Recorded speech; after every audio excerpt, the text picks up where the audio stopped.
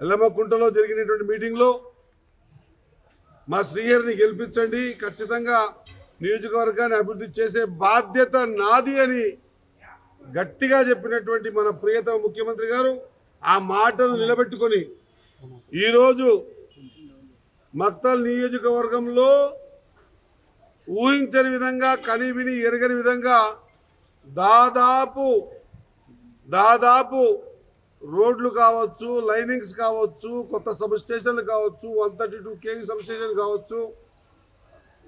సంగంబండ జూరాల డ్యాంలకు సంబంధించిన out canals linings కావచ్చు,